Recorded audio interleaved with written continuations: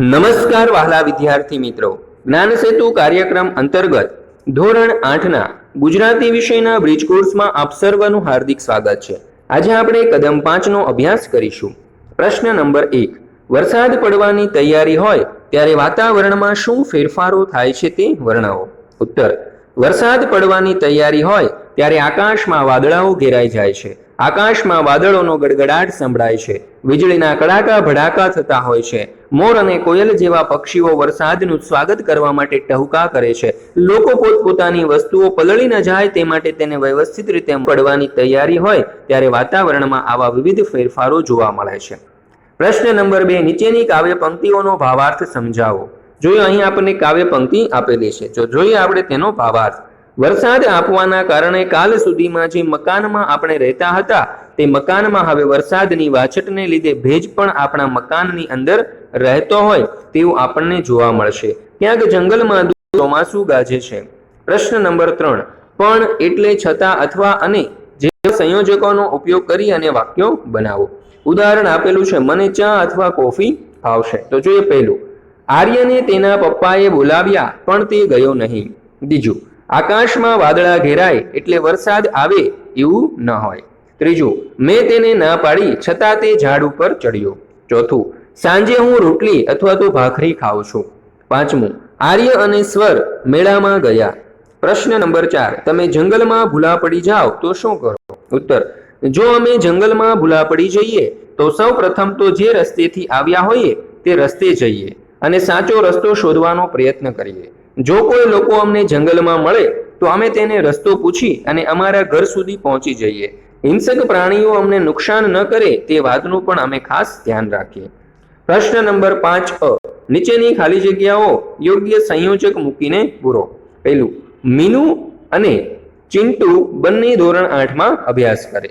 બીજું, ખૂબ જ વરસાદ હતો છતાં હું શાળાએ સમયસર પહોંચી ગયો।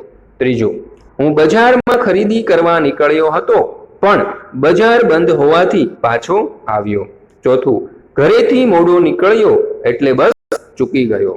પાંચમું, મિત્રોએ કહ્યું કે તું સાયન્સ કે કોમર્સ લે પણ મેં આર્ટ્સ લીધું।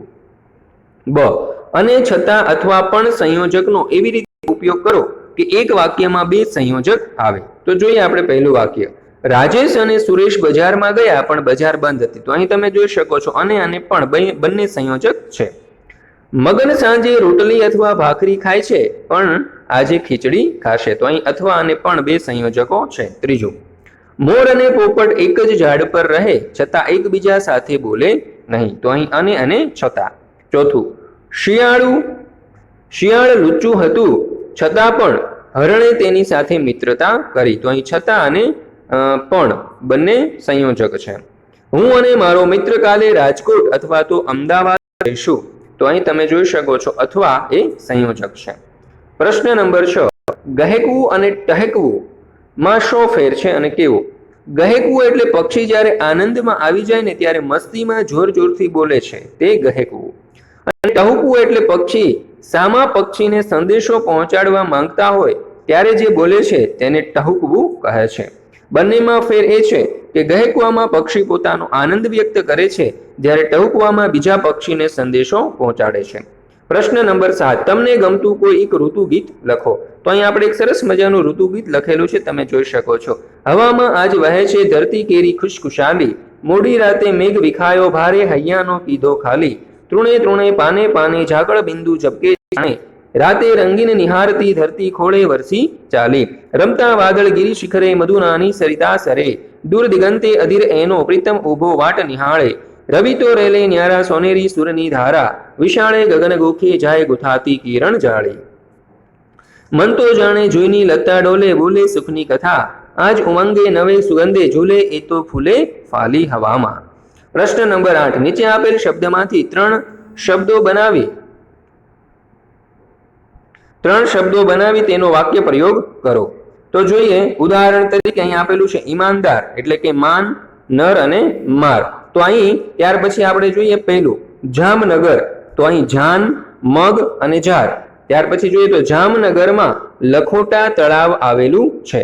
બીજું ગાંધીનગર, તો અહીં આવશે ગાંધી, નગર અને રગ, આ ત્રણ શબ્દો બનશે। વાક્ય ગાંધીનગર હરિયાળું શહેર છે. ત્રીજું છે અમદાવાદ, તો અહીં બનશે દવા, દામ અને વાદ. તો આપણો શબ્દ બનશે અમદાવાદ ગુજરાતનું મોટું શહેર છે.